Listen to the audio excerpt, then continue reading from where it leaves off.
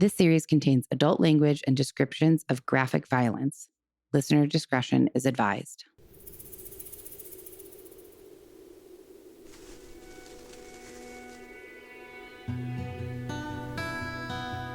Hi, guys. I don't know how this is gonna go. I am feeling like crap. I think I'm just fighting off I don't know what.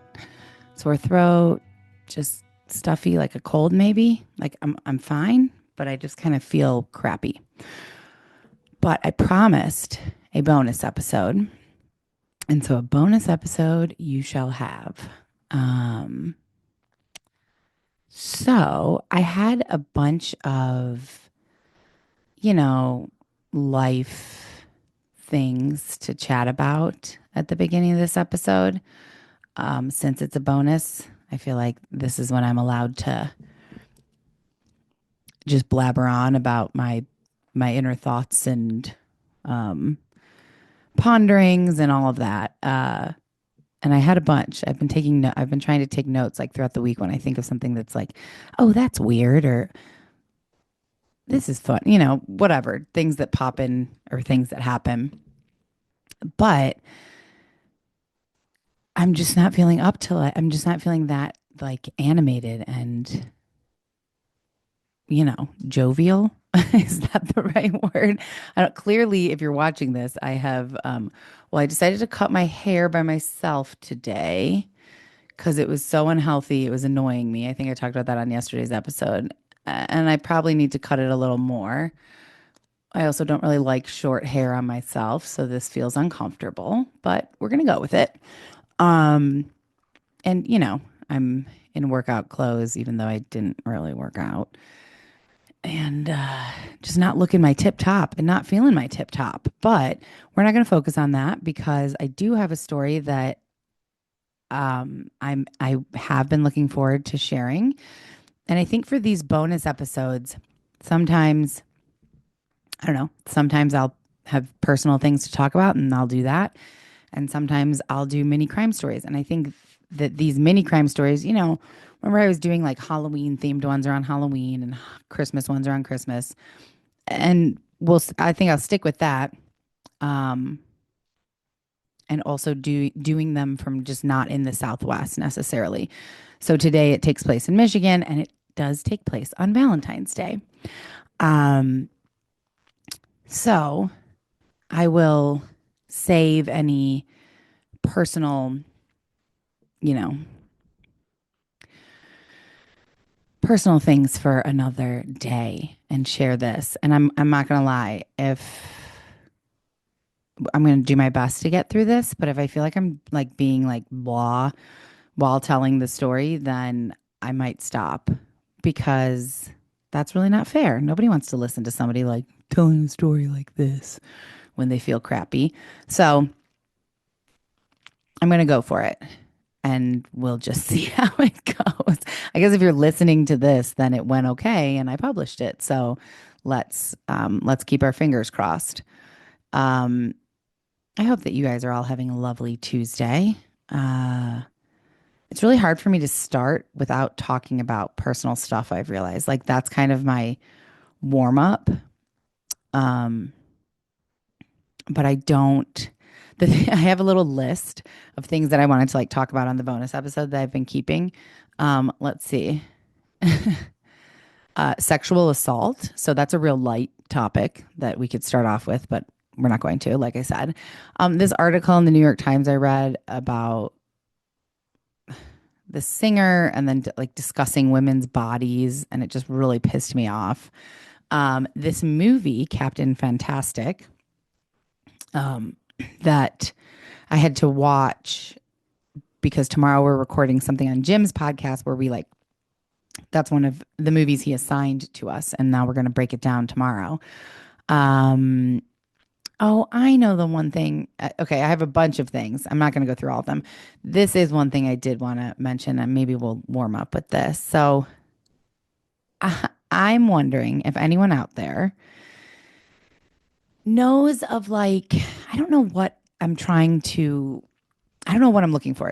Is it a program? Is it a company? Is it an app? I don't really know, but it's something for to help connect people who are like, I don't know, over 60 years old, maybe, and either widowed or divorced or even just lonely.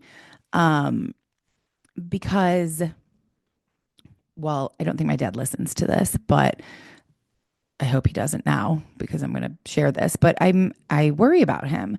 I don't, he's coming over for dinner Friday night, and he's, oh, God, I don't want to cry. Um, this is because I'm sick, guys. This isn't sad. um, but I worry about him. He, I only see him every couple weeks for like a dinner or stopping by his house to say hi. And there's a bunch of different reasons for that I'm not going to get into right now. I don't think, I mean, I know Jenna sees him probably less than that. And that's it. That's the only family we have. His sister, Patty, who was just here, she's in Florida. And that's it. That's our whole entire family that's still alive. I have two cousins um, from my mom's side that, Jenna and I stay in touch with a bit, but not my dad doesn't. And that's it. That's our whole family. And he doesn't really have many friends that I know of, at least. I mean, I guess he could have like this rip roaring social life that I don't know about, but I'm 99.9% sure he doesn't. Um, he has his dog, but his dog went blind a couple years ago, 2 years ago. And so he can't, take him to the dog park or take him on hikes like he used to. It's pretty limiting, which is sad for both of them. And he's not a joiner. Like he got into motorcycles a little bit after my mom died and would like bought a motorcycle. He rode motorcycles before, like when he was younger, before we were born. And so we got into that for a while, but like I thought maybe, oh, he'll meet other motorcycle people. Like not that I thought he was gonna like get a leather vest and join a motorcycle club, but I thought maybe he would, I don't know, meet other motorcycle-y people. And he didn't. And then he just sold his motorcycle, and I think he's like done with it. Um, he's in really, really good shape. He rides his bicycle, he walks every morning. He's 75 and you would never know it. Like he's probably in better shape than like Mark, possibly.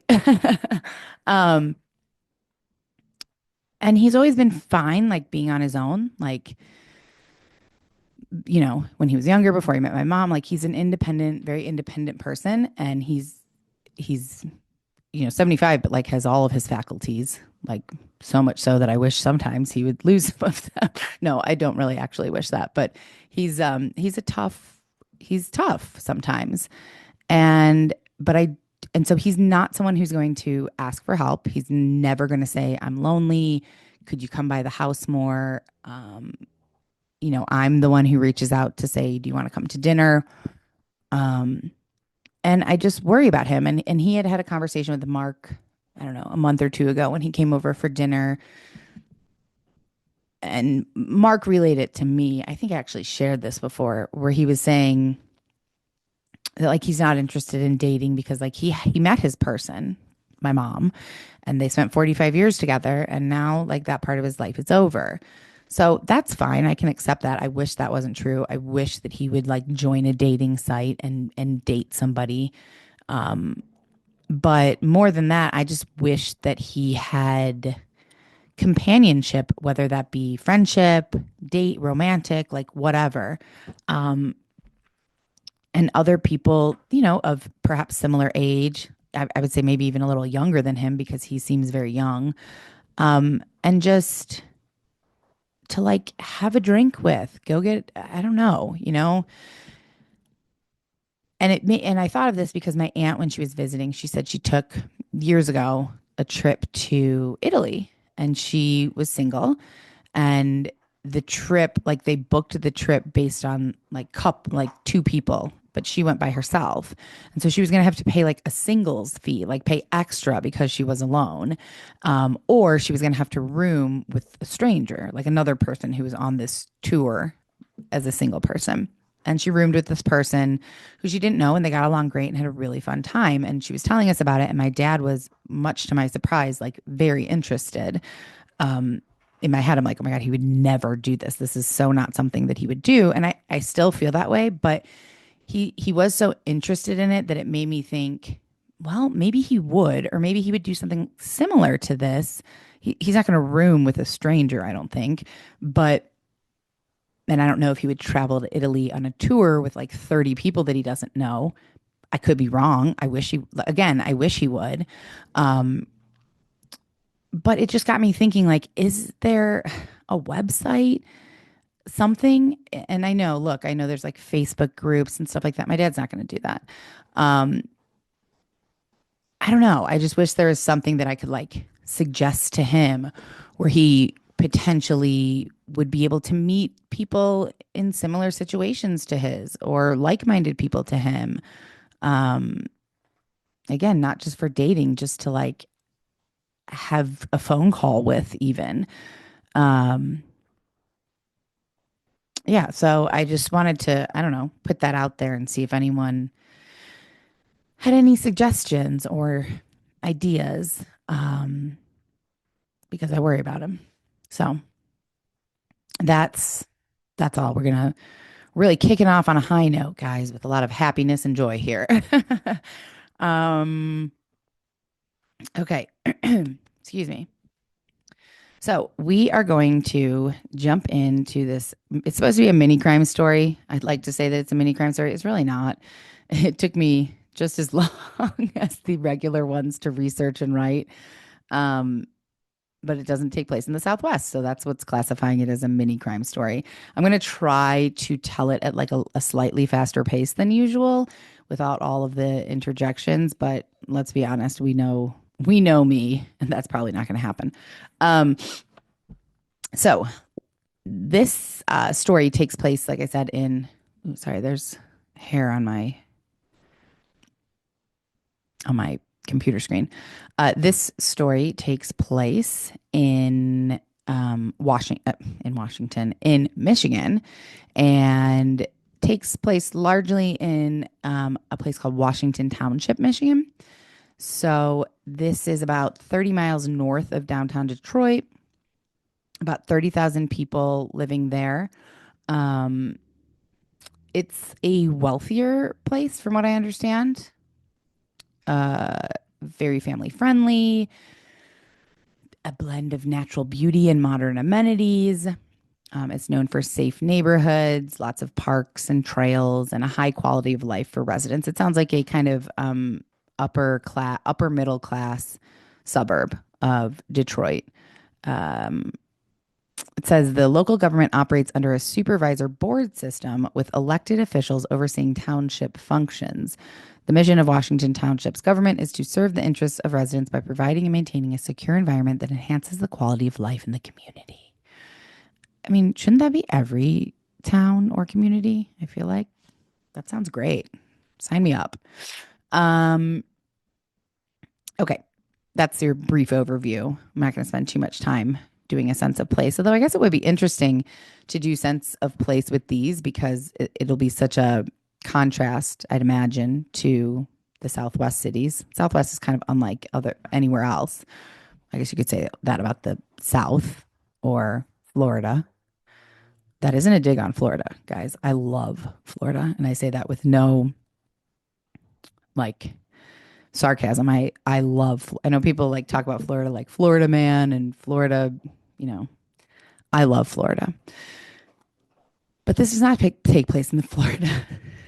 Sorry, guys. This takes place in Michigan. So here we go. We're going to talk about and meet Tara Grant. She's a successful 34-year-old wife and mother. She's thriving in a very high-powered six-figure career. And her husband, Stephen Grant, stays home. He's kind of a self-proclaimed Mr. Mom, and they live very comfortably in Washington Township. And the year that this takes place, I'm sorry, I feel like I always need to say that at the top. I believe this is 2016. Why don't I have the date here? No, I'm wrong. It's 2007. Good thing I checked right at the beginning here.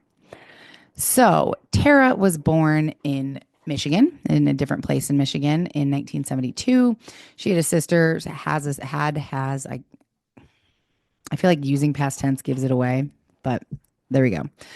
She had a sister, Alicia. They were very close. They grew up on a farm, horseback riding.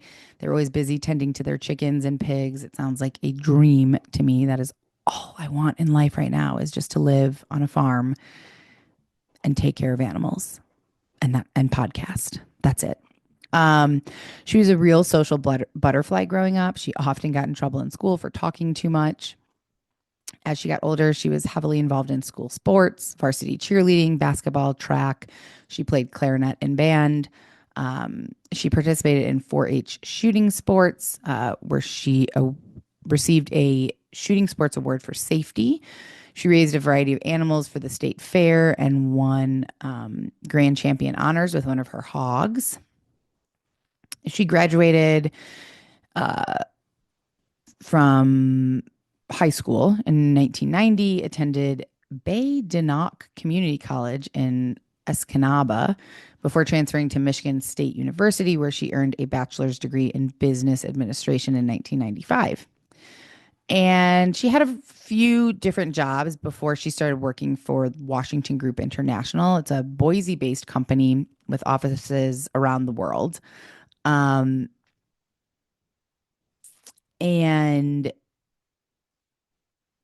I'm sorry, I thought I had in here what exactly Washington Group International did because that was a big question I had while I was researching this. Um, an international construction and engineering firm. There we go. So we're gonna I'm gonna skip over some of this work stuff because it's more current. And we're going to talk about when she met her future husband at the University of Michigan, Stephen. He attended the University of Michigan, but dropped out. He actually was working for a state senator named Jack Faxon. Stephen was Jack Faxon's aide. And before meeting Tara, Stephen was dating one of his first childhood friends, Dina Harding, and they were apparently inseparable. Like everyone was certain that they were going to get married and spend the rest of their lives together happily ever after. But they broke up in 1993. And when Tara and Stephen met, Tara was really, they clicked, they liked each other. Tara was really impressed with Stephen's kind of political connections and political wherewithal, I guess. But she's said to have felt absolutely no intimacy with him, and the relationship was just platonic. But while Tara was in school, she found out that her grandmother had passed away, and she had to fly home to Escanaba for the funeral or drive home. I think it was only a 4-hour drive, actually. And so she was at the funeral home right before the funeral, and a familiar but very unexpected face showed up, and that was Stephen Grant. He made 5-hour drive. He made the 5-hour drive. He was uninvited, but he wanted to like show his support for Tara. Obviously, he liked her. When he arrived at the funeral, Tara had a boyfriend at the time, and the boyfriend was at the funeral with Tara. And so things were a little bit awkward, and things started to kind of get a little rocky with Tara and her boyfriend, like right then and there. And I don't know, maybe that's because Stephen was introducing himself to people at the funeral as Tara's boyfriend, even though her real boyfriend was there. Like, what is this dude doing? Tara's sister and whole family was like kind of confused because when they met Stephen, he was like, "Oh, I'm Tara's boyfriend." That they were like, no, you're not. Like, Tara's boyfriend's over here." They had no clue who he was.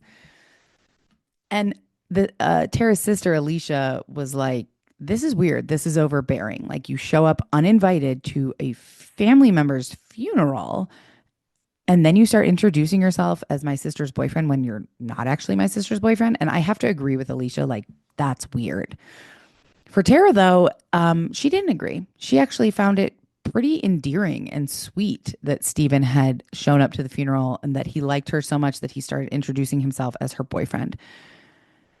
I mean, this makes me question Tara's like judgment a little bit because showing up at the funeral, okay, I guess you're taking a chance. That's really like going out on a limb for someone and show, and that's a, I guess, a good way to show them that you like them. But like introducing yourself as your boyfriend, for me, that's too far. I would have been like, mm-mm, no thanks. Um, but she thought it was sweet. And when she got back to school in Lansing, Michigan, her and Stephen began seeing each other, and soon they fell in love. And she moved in with him a few months later. It seemed almost meant to be. They had a lot in common, and they were very much alike. He was very loud and charismatic, and she was very sassy and social. They both were kind of the life of the party. They both loved meeting people. Um, it was a good fit, but they were, as most people are, also different in a lot of ways. She was an academic with a degree and a very high powered job, whereas Stephen dropped out when he was only about 20 credits away from graduating, which, what a shame. I mean, not nowadays, like a college degree means so much less than it did back then. Um, so let's talk about Stephen. Stephen was born in 1970. He grew up in Sterling Heights, a suburb of Detroit, with his parents and sister Kelly. His parents divorced when he was about 15 in 1985, and Stephen's behavior got a little bit weird after that. He started telling really tall tales and like exaggerating things. Like he went on a fishing trip and he didn't catch anything, but he told everyone that he caught like this massive, humongous fish.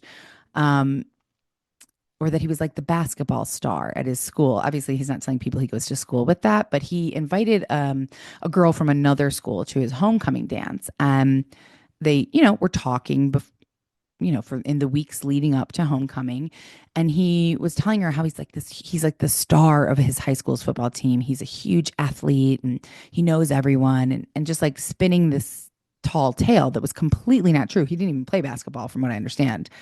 And when he went to pick her up from homecoming, her dad answered the door. And Stephen was like taken back because her dad was the high school counselor at Stephen's high school. So he was very aware that Stephen was not a star athlete, and it was kind of awkward. Um, but back to present time with Stephen and Tara, despite Stephen's, quirks, if you could call these quirks, I guess, Tara was really head over heels for him. And after the senator that Stephen was working for retired, Stephen was kind of unemployed and like adrift. He didn't know what he was doing. But luckily, his dad hired him, and he began working with his father at his dad's small two-man machine shop. Um, they constructed precision tools and metal forms called dies. Truthfully, I didn't look much more into that. Um, so Steven's working with his dad. At least he has a job. Tara is moving up in her career and just loving it. She's very driven. She's very career focused.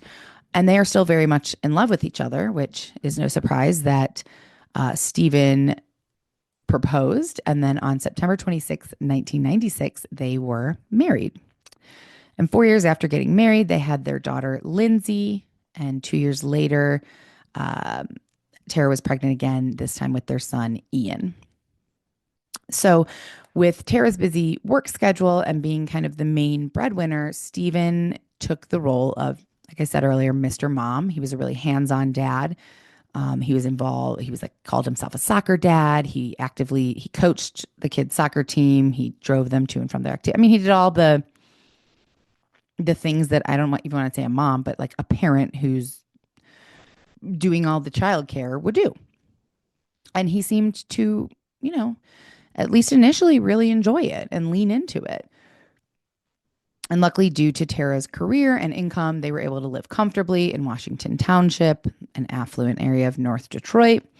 And Tara was very intent on becoming an executive at her company. She also missed the kids like crazy because she had to travel a lot for work. So she did her best to make sure that she was still a figure in their lives. She would leave little notes for them all over the house. She would mail them cards when she was out of town, and she would call every night when she was out of town. And from the outside, they looked like a very happy, picture perfect family, which it almost feels silly to say that anymore because, duh. Like, I don't think that there's been a murder story that I've told or that anyone has told. Well, that's not true. But usually these stories, it's like, oh, they looked like the perfect family from the outside, but inside it was falling apart. And that just seems to always be the case. And that's unfortunately the case with a lot of things in life, like especially with social media nowadays. Like everybody looks like they're so happy and so in love and love being a mom and making lunches and love going to work. And I love doing exercise and everything's amazing. And even though people talk about it's so weird to me because even though people talk about that still, like people talk about that now that like, you know, social media is not real and what people portray on online is not who they are in real life. No shit. We all know that. But yet people still put out this like picture perfect polished image and I don't get it. I mean, I'm sitting here in my sports bra with olive oil in my hair and telling you that I feel like shit. I feel like I know there are people who do that on social media. I don't spend enough time on social media to actually be well versed in that. But like, where are all the people who are falling apart? And the dog. I tripped over Henry in the kitchen today and thought I like broke my ankle and started crying because I was so frustrated. Where are the people who are recording that? And I guess you can't really capture all of that. You can't. It's not authentic. You can't capture those moments because you're living them and you don't have a fucking camera crew around you. Anyways, sorry, off on a tangent. Okay. So they looked like the picture perfect family from the outside, don't they always? But in reality, Stephen began growing kind of resentful of Tara's success. Started to feel a bit emasculated, that he was the one cleaning the house, changing the diapers. So the kids were young at this point when Stephen is already starting to feel this way, which is so funny because as I was reading about this, I was like, oh my God, Mark would love this. Like I mean, we don't want kids, but if I was out working all day and making a bunch of money and he didn't have to worry about that and he could literally clean the house and cook dinner and take care of the dogs, it would be his dream come true. He would be thrilled about it. But not Mark, sorry, Stephen was not. Stephen began to complain to Tara when she was home that he couldn't handle it all by himself. It was too much. He couldn't keep up with the house and the kids and the activities. So Tara said, well, let's put the kids in daycare. Like, no problem. We can afford it. And he was like, no, that won't be enough help. Which in my mind, I'm like, what do you mean that won't be enough help? They're in daycare. They're not home all day. You can do whatever you want, whatever. He kept insisting that he needed a nanny and not just a nanny, but an au pair. And I know we talked about like the Venezuelan au pair, um, like a recent news story. I think I talked about, I did that one. I think I did that one with Jackie, actually, perhaps. Au pair is just a more involved nanny, essentially. A nanny, like I was a nanny for years when I was in school in Flagstaff.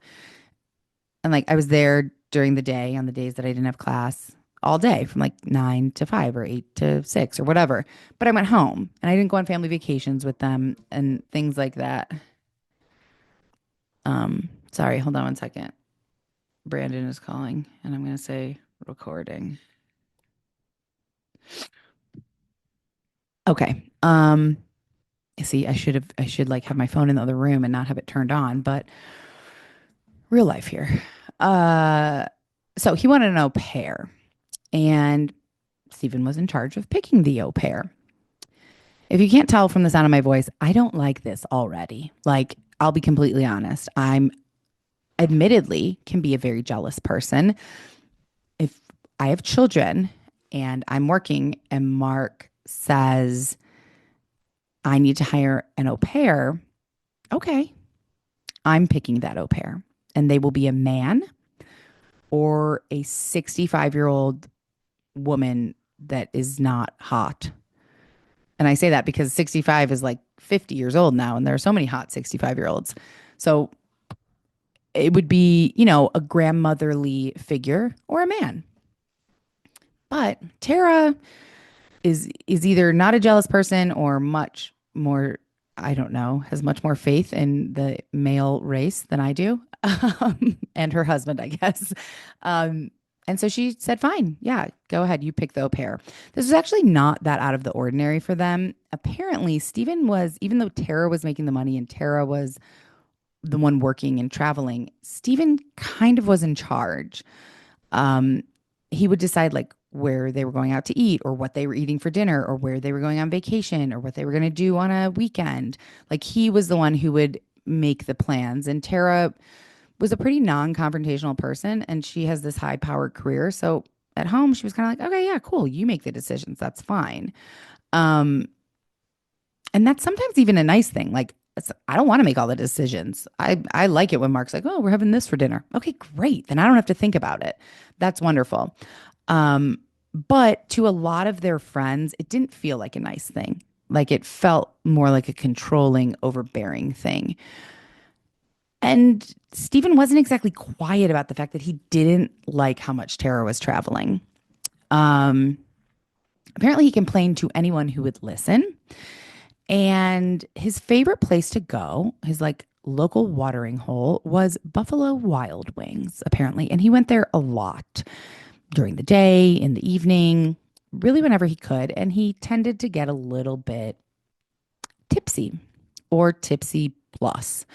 Um, and then he would go on rants about Tara and how all the things he didn't like about her. And then he kind of fell into that thing that he did when he was younger, like telling tall tales. So he would tell them, like, he told, whatever server he had, he would like talk their ear off, or the bartender. They all knew him there. And he, told one of them, like, oh, I'm a covert agent and I was hired by a company to spy on people, including my wife. Like, what? He told the servers a lot of tall tales. He told them that he kept hiring all these au pairs, but they never lasted because they kept falling in love with him. So he had to keep letting them go. Um, and it's no surprise that Stephen, as he's hiring these au pairs and then letting them go, he's not hiring them based on their child rearing or house cleaning skills. He's hiring them based on who's the most attractive. Uh, on YouTube, I actually heard a story that he told the servers one night.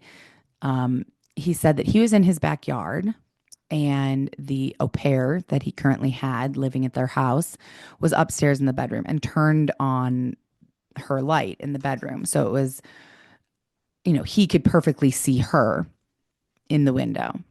And she stood there in front of the window, like looking down at him, naked and performing for him on herself.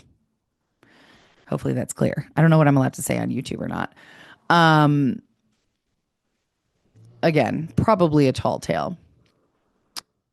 He was It wasn't that they kept falling in love with him though. It turned out that he was actually just really mean and really hard on the au pairs. And so he had 7 different au pairs in 5 years, which is a lot because usually when you hire an au pair, assuming they work out and they do a decent job, they'll stay with the family. Au pairs can stay with, if they become part of the family, they stay with the family for a really long time. That was a lot of au pairs. And in August 2006, which is, right before right around when our story takes place, a new au pair was placed in the Grant home. Her name is Verena. She was 19 years old and she was from Germany. So also right around this time, Tara is working Monday through Friday in Puerto Rico. So she flies out Monday morning or Sunday night and then flies back home to Michigan, Friday evening. And Stephen became obsessed with the idea that Tara is having an affair with her boss, Lou. He even installed some kind of keystroke device on her computer so that he could log in to all of her accounts and read her emails. And there was nothing too crazy in the emails, but you could read something, you could read a text message, you could read an email, and it could seem, if you're framing it as being illicit or you know, scandalous, then you may read it as being more illicit or scandalous than it actually is. And that's kind of what he was doing. I have to lower my seat a little bit, guys. Hold on.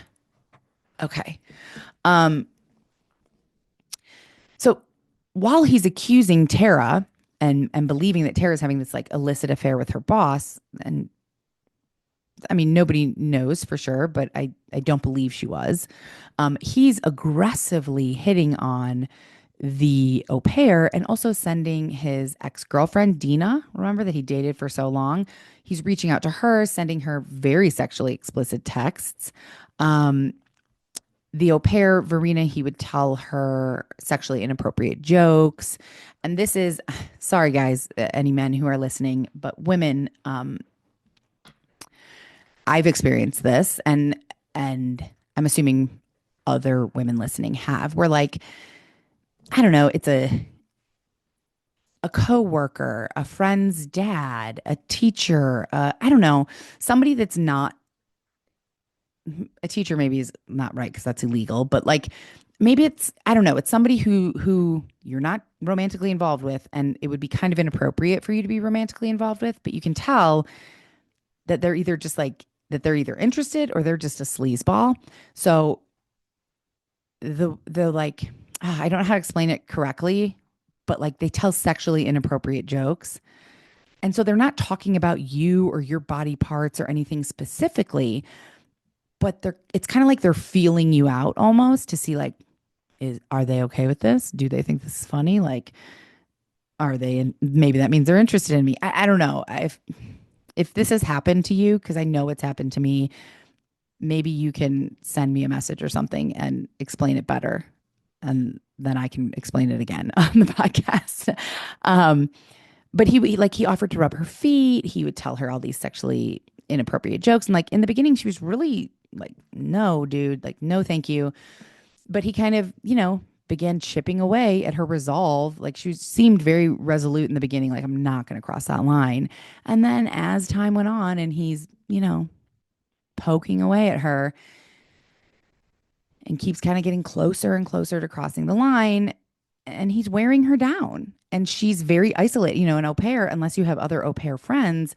She's in a foreign country. She's living with this family. She spends all of her time with the kids and the dad. The mom's never really around. Tara's not around. So then at a certain point, she believes that she's falling for him. And he called her into his room one night and he said, Verena, come here, come here. And she opened the door, walked in, and he's standing in front of the door with his pants around his ankles and just, naked from the waist down. Uh, I don't know exactly what happened after that, but I do know that finally in the first week in February 2007, they did cross that line and sleep together while Tara was away. And so Verena, after that happened, she's like, I'm going to go away for the weekend with my friends because she knew that Tara would be back that Friday night, February 9th. And she was like, this is going to be really uncomfortable, which it probably would. So she didn't end up going away for the weekend, but she went out to the bar on Friday with her friends. Apparently, Steven is texting her constantly, um, saying like, let me know when you're back home so that I can come give you a kiss goodnight. But like Tara would be home by the time Verena got home. So Steven's talking about like sneaking out of his room and bed with Tara, sneaking into Verena's room to like give her a goodnight kiss. And she's like, no, this is so inappropriate. So she does not text him. She comes home and she sneaks upstairs and she hears Steven start yelling, what are you doing here? And she like freezes and he comes over to the stairs and he sees that it's Verena and he starts crying and telling Verena, well, Tara came home, from being out of town. I was talking to her about how she's traveling too much and I don't like it. And then she told me she has to leave on Sunday and instead of Monday this weekend. And I just like lost it and we got in a fight. And then she just left the house. So to recap, on February 9th, Friday, Tara flies home to spend this is essentially Valentine's Day weekend with her husband and kids. Now, we don't know exactly how that weekend went, except for that we know Stephen and Tara had a fight and she left the house, supposedly. We don't know much more than that because on February 14th, Valentine's Day, Stephen called the Macomb County Sheriff's Office to report that his wife, Tara, was missing and that she had been missing for 5 days. He claimed when he called that she walked out after an argument and that she got into a mysterious black sedan or dark colored sedan. He said that before she walked out of the house, he heard her on the phone and she was saying, "Okay, I'll meet you at the end of the driveway." And then she left the house, walked down to the end of the driveway, got in the sedan, and then was gone. And he hasn't seen her since. So Detective Brian Kozlowski took the case and he, of course, immediately was questioning, why did Stephen wait 5 days? Um, and so he reported her missing on Valentine's Day, and the detective was like, "Okay, we'd like to speak to you. We're going to come to your house, okay?" And he said, and Stephen was like, "Sure, yeah." And so the detective says that Stephen answered the door, and that the detective could tell he was kind of like afraid, which is weird because like he's the one who called them, like they're there to help him, but he's acting like he's afraid of them. It didn't really make sense. Something was not lining up for the detective. And so one of the first questions that he asked Stephen was, "Why'd you wait so long to report your wife missing?" And Stephen said, "Well, we've had fights before, and Tara has walked out and like stayed away for a day or two, but she always comes back." And so the detective said, "Well, we're trying to establish why she left. So was it an argument? Was it like prearranged?" Stephen explained that they had an argument. And so the detective's impression of Stephen was that he was very nervous, he was very fearful, and that wasn't kind of the norm. Like if your wife walked out and had been missing for 5 days and you were worried, then that's what you would show. Worry. Like I'm concerned. I'm scared. If you're fearful, maybe you're scared because she's not coming home or something happened to her, but you wouldn't act scared of the police. Something is off, basically, to the detective. Stephen's behavior is weird. And as they continue to talk to him, his story like slightly shifts. And then, of course, obviously, he waited 5 days, which is the most suspicious thing. So the detectives are like, "All right, well, we're good for now. Like, would you come down to the sheriff's office tomorrow and take a lie detector test and just talk to us more?" And he was like, "Yeah, of course." And before the detective left, Stephen went up to him and said, Do you think I'm gonna be in trouble for any of this?" And the detective was like, "Trouble? Meaning what, Steve?" And he said, "I didn't have anything to do with this." And that's when he like finally started to show emotion. He put his hands over his mouth and he started to cry. It still felt a little insincere. And the detective was like, I don't know, like he just wasn't buying it. Things just feel off. They feel weird. Well, the media frenzy begins pretty quickly. And Stephen is not missing a single opportunity to talk to the camera, to the media, to the reporters um, right away, basically. And the day after reporting Tara missing, so on the 15th, Stephen was stopped by police and arrested for driving with a suspended license. And he immediately accused police of using this traffic arrest as an excuse to take him into custody and question him further about Tara's disappearance. Police, of course, denied this, but Stephen is telling the media that this was what happened. And according to Stephen's attorney, they held him for 6 hours and did question him. Police deny, it's a he said, she said at this point. Um, and then his behavior continues to get weird. He's kind of talking badly about Tara to the media, like all these media reporters that he's talking to. He like loosely suggested she might have been having an affair and just walked out on her family. He's also accusing the authorities of harassing him. Um, and so all of this is not looking like detectives are definitely looking at Stephen. They were looking at him from the second he called, obviously, because it had been 5 days. And then what really is concerning is that, he said she left, got in a car and left on that night and was gone for 5 days. But in those 5 days, she hadn't used her cell phone, laptop, credit cards, hadn't contacted any family, any friends, nothing. Like there was no sign of her. Her trail went cold. No digital footprint, no actual footprint, no nothing. Um, and so investigators are like, well, she's an experienced international traveler. Like, maybe she went to stay with whoever picked her up in the black sedan and like she's just bunkering down. I don't know. And and that's it. It didn't seem very likely. And then the detectives discovered that Stephen had been trying to reach her, and he wasn't nice about it. He wasn't concerned. He's leaving her voicemails um, from the night that she disappeared, and he's essentially angrily accusing her of abandoning him, abandoning the kids. One message said, Tara, next time I call you, pick up your phone. It's absolute bullshit that you can't call me or your kids. I know you're mad. I'm mad. You traveling this much is not right. Now, remember also, Stephen said that he would come the next day for a polygraph, the day that he reported Tara missing. As it turns out, he did not. He did not go for a polygraph. Instead, he hired a lawyer and stopped speaking to the police. Now, Stephen's lawyer told the police if someone other than the sheriff's department administers the polygraph, I'll let my client come in. But we don't want the sheriff's department to administer it because we believe that they're harassing him, which they weren't, in my opinion. Um, and then emails start coming up as the detectives are obviously investigating, going through all the electronics of both Stephen and Tara, and they start finding emails from Stephen to his ex-girlfriend Dina. And when they asked him about it, he said, "I just think of marriage vows like speed limits. Sometimes you have to break them." Okay.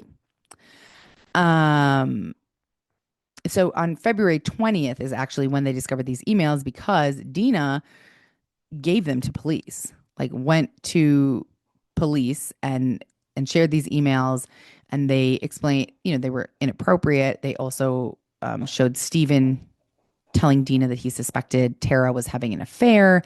That he installed a device on their home computer to track who she was emailing with, and the Dina said that a few weeks prior to Tara's disappearance, he began calling her, texting her, emailing her really regularly, his ex girlfriend.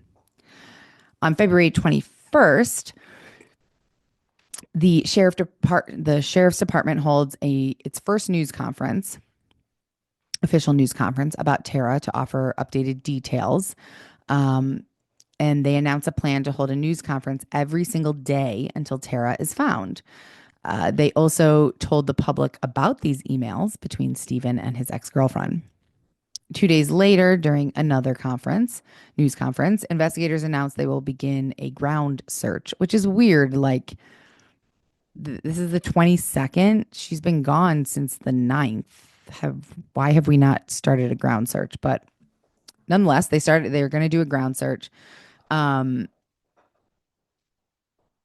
And, Stephen, he told police, I heard her on her cell phone telling somebody, I'll meet you at the end of the driveway that night she disappeared. Well, they got the phone records. There were no phone calls in or out of Tara's phone or the Grant's home phone that night. So, also on the 22nd, one of the local news stations talked to Stephen's attorney. And Stephen's attorney, of course, was like, oh, he's an emotional wreck over the disappearance of his wife, and he feels mistreated by the sheriff's department. Um, and then this same news station talked to Tara's sister, Alicia, and, said it was a tough day for her family when they heard that the ground search would begin. And she said, I know what they're looking for, and that end result is something I've been trying to keep out of my mind. Obviously, they're looking, at this point, they think they're possibly looking for a body because they have heard nothing from Tara. There have been no activity from her whatsoever. On the 23rd, Stephen Grant brings 2 home computers to the sheriff's department because they want to inspect those computers. And then police do a ground search of Stony Creek Metro Park, which is a place that Stephen kept mentioning in interviews. It's also the place where Tara went jogging a lot, so that doesn't seem that weird to me. In my research, it like people were like, it's really weird that he kept mentioning this, but like that's a place where she frequented, so that doesn't seem that weird to me. But the search included this Metro Park and a 3 mile area surrounding the Grant home. Hundreds of volunteers and officers, search dogs, all terrain vehicles, and air units scoured the areas but found nothing.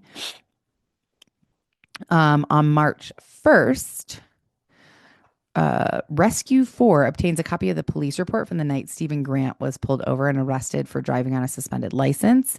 And in the police report, it states that two envelopes of money were discovered in Stephen's car with a total of $4,000 inside. The other searches were conducted near Escanaba, where Tara's family has a cabin.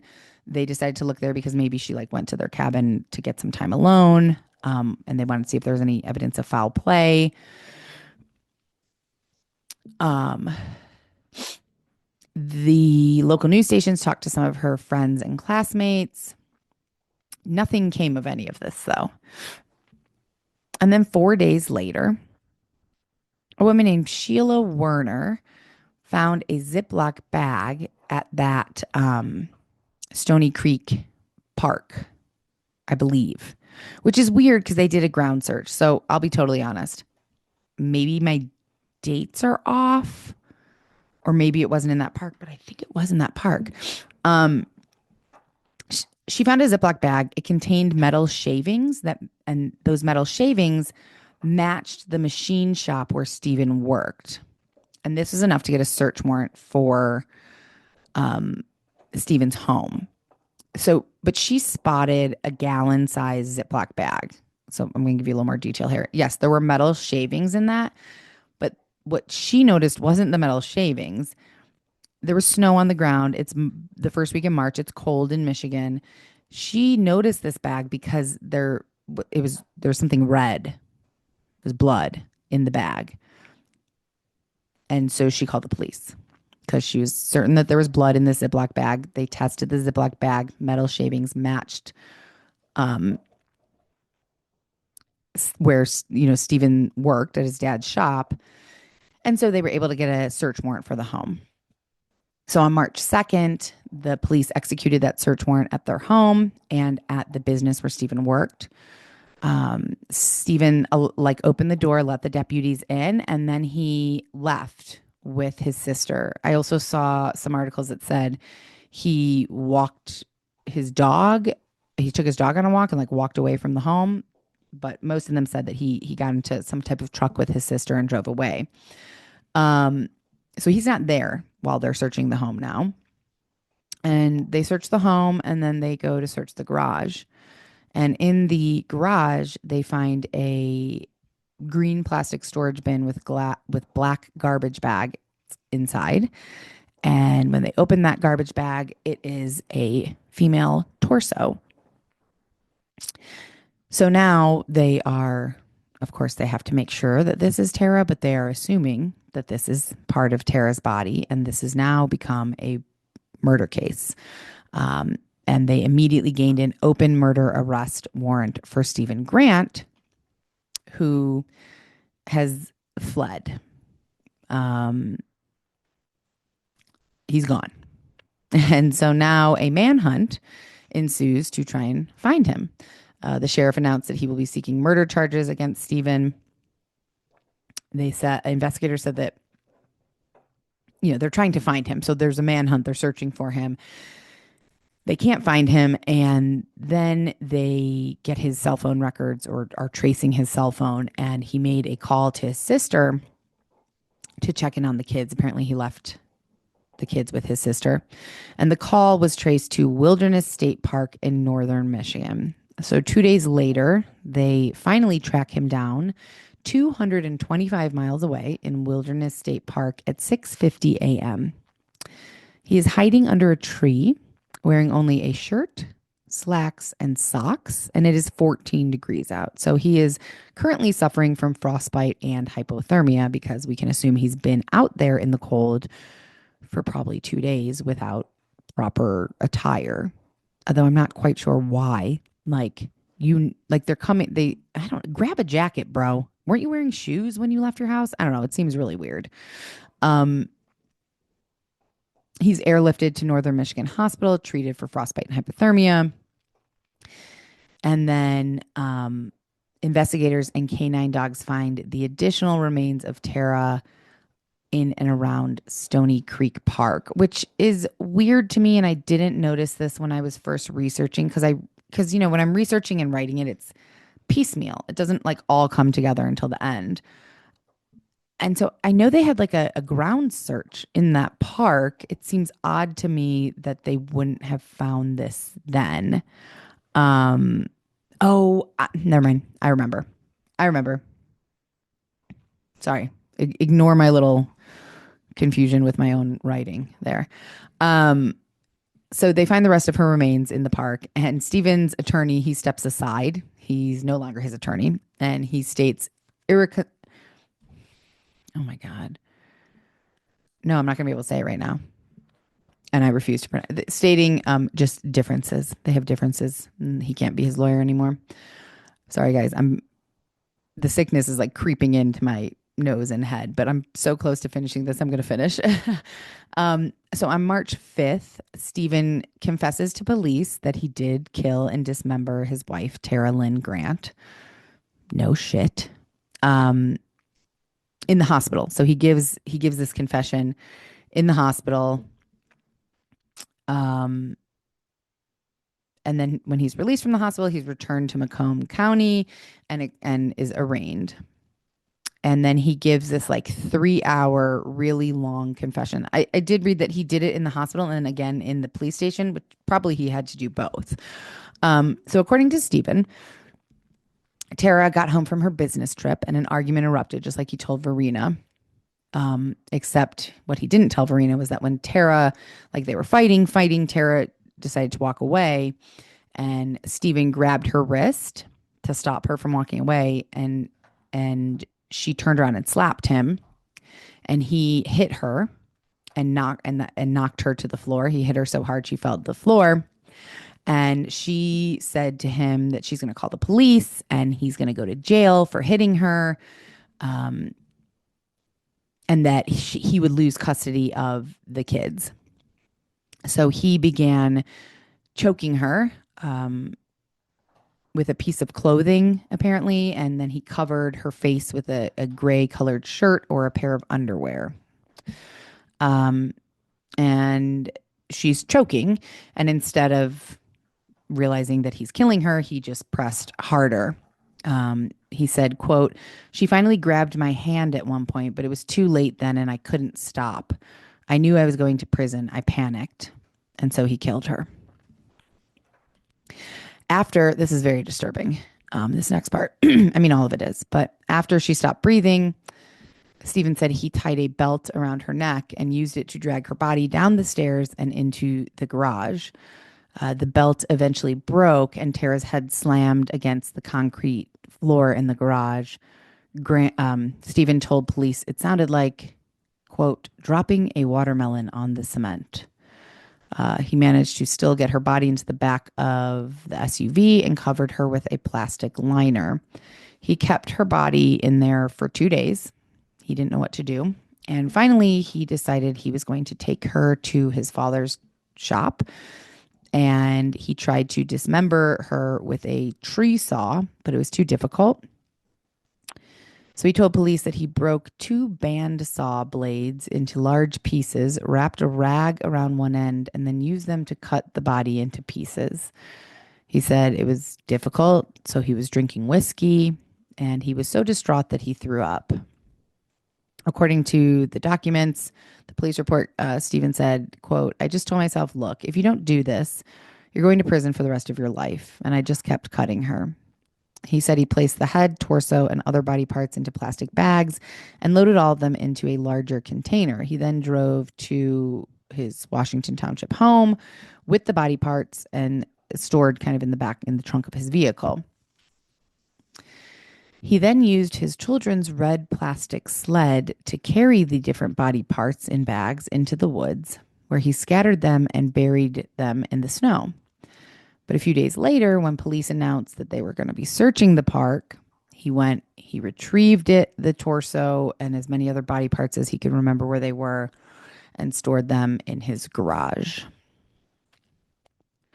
which is why they didn't find it when they searched the park the first time. I don't know. I still feel like once you've seen that bag that that woman found, like, I don't know. Either way,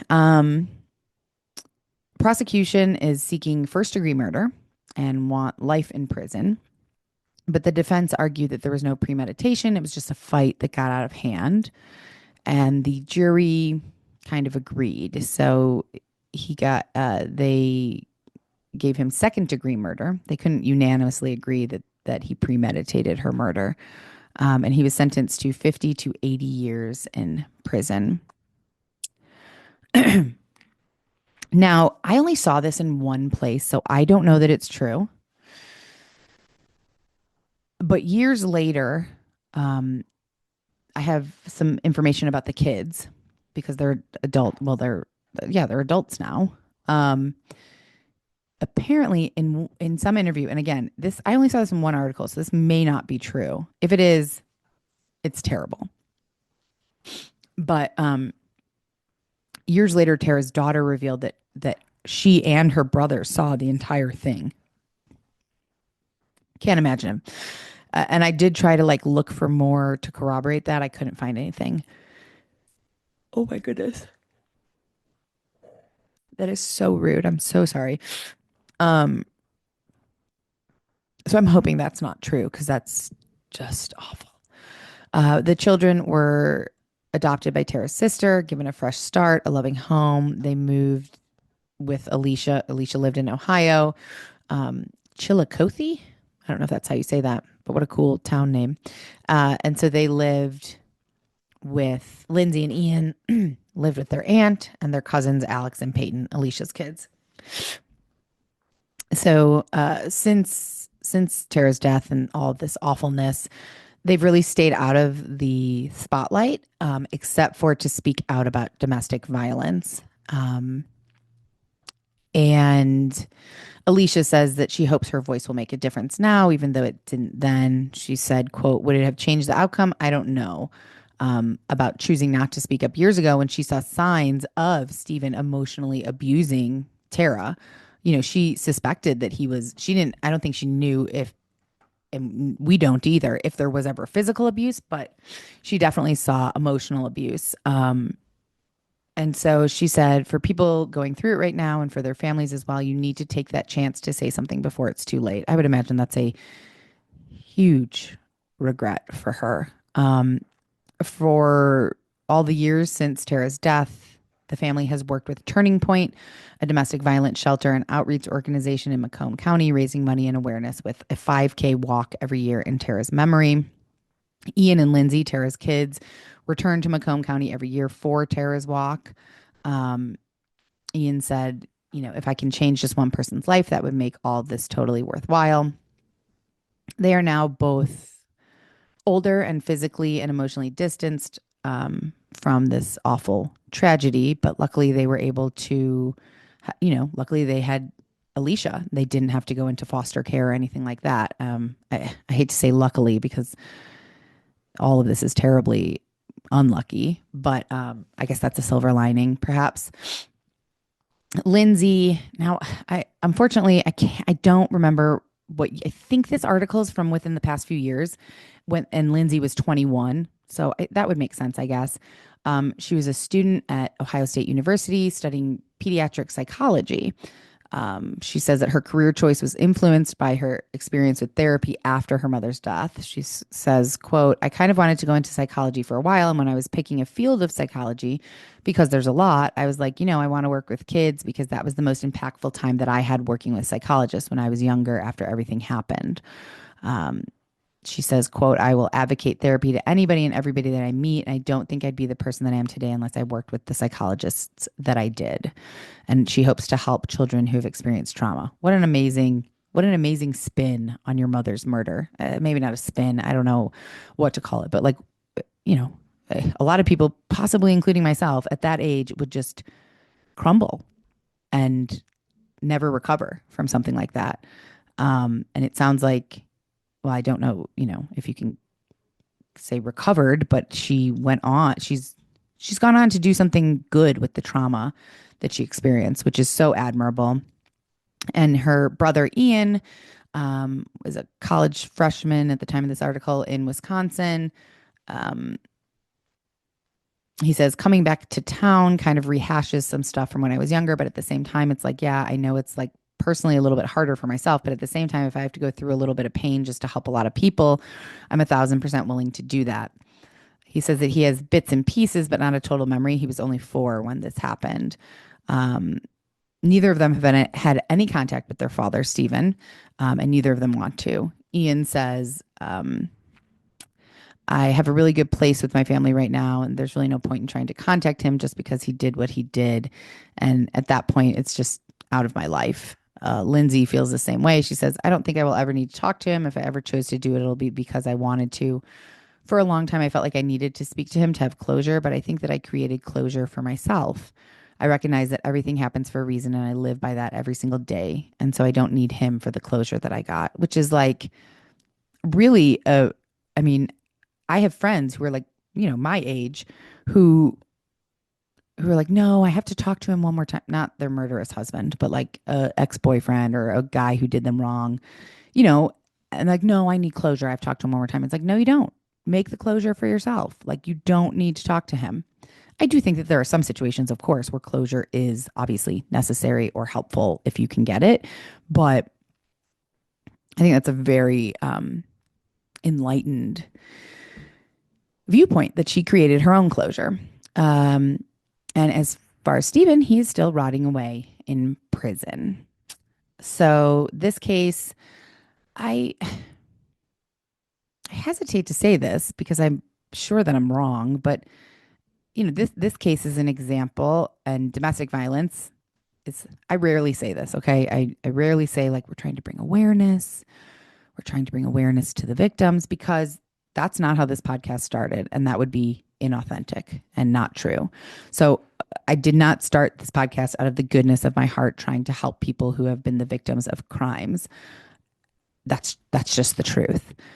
If it does bring awareness, or it does, um, the unsolved cases, if possibly that somebody hears it and remembers something, anything like that, of course, amazing. That's great. That was not the goal with starting this. And that feels bad to say that, but it wasn't. It just wasn't. Of course, I hope that that happens. But I will say that I'm not sure how much good comes from me like retelling a murder story that has been solved and the person has been put away in jail. Honestly, that probably just brings pain to the family if they ever hear it, which makes me feel like an asshole. But again, like I said yesterday, not enough of an asshole to not keep doing this, I guess. But when it comes to domestic violence, that is something that is, um, without going into detail, that's something that has touched my life and many people's lives. And I am always hoping and wanting to bring awareness about that. I don't even know how to talk about it properly, let alone bring awareness to it. But this is a horrifying example of domestic violence escalating to murder, which it does more than probably anyone would like to think about. But I just want to highlight that in the show notes for every show, we have, phone numbers, um, in case someone is in an abusive relationship or needs help. It seems silly to say that because like Google, but you never know. Maybe somebody listening to one of these is reminded of something and immediately needs help, and there's the phone numbers. Okay. Indiana's very upset by my recording for this long. I don't even think it's been that long. Anyways, my thoughts and prayers go out to Tara's family, her sister, her kids, definitely not to Stephen. And hopefully did this story justice. And yeah, thank you guys for listening to this I don't want to call it a bonus episode because people hate the bonus episodes. So we're going to call this our mini crime story. And yeah, thank you for listening. Love you guys. Back next week with a new episode on Tuesday and a bonus on Wednesday. And yeah, be careful out there. Take care of yourselves. I love you all. That's all I got. I'm going to go take some cold medicine and get in bed. Oh, I got a new sound machine. I've never had a sound machine, guys. I am very too excited about that. But I somehow lost my like eye mask. I like to fall asleep with the, geez, I said goodbye and now here we are. I fall asleep with the TV on when Mark's not here because this, like, I get too freaked out by sounds and stuff. I'm like, I have Henry, but he's older and I don't know. I get nervous. I'm on like a one-story house and a child could break into the window. They're not very secure. So probably should put that out there in the world. But I sleep with a knife next to my bed and an axe, by the way. But so I sleep with the TV on because my brain kind of goes. And so but I sleep with an eye mask on so that I'm not watching it, but I'm listening, and it allows my brain to just like follow the dialogue rather than follow its path into darkness. Um, but I somehow lost my sleeping mask. I don't know. I couldn't find it last night. So I ordered a new one. It's like really sucks on to my eyeballs. Well, not my eyeballs, that would be weird, but like around my eyes.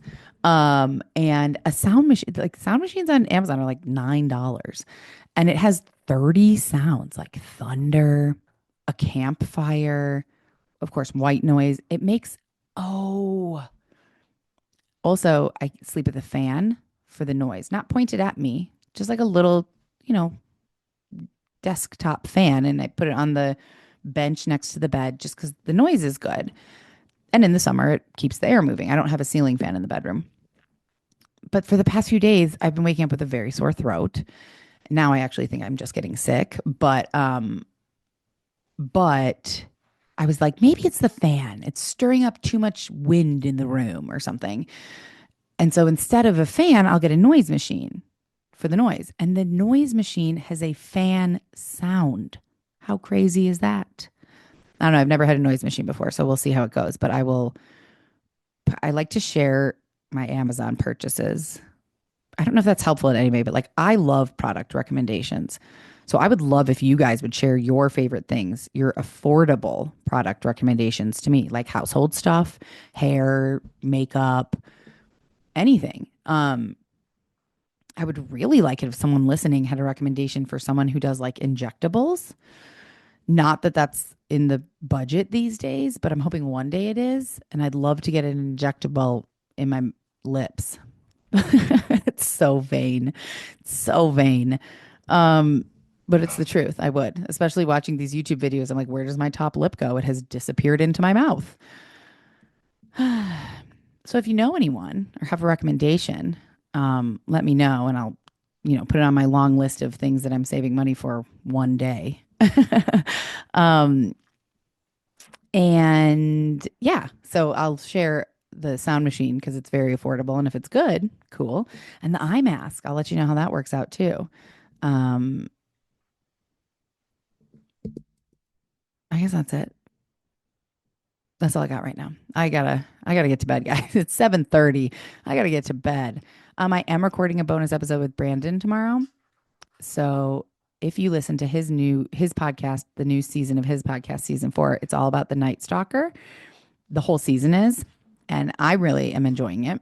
And then you can listen to the bonus episodes with me and Brandon. And I'm also going to record on Jim's podcast tomorrow talking about Captain Fantastic. Now, that won't be out this week. I don't think that'll be out for a few weeks, but I don't know. Like if you can't get enough of me here, just, I'm kidding. That was a joke. Okay, that's it. I'm out of here. Love you guys so much.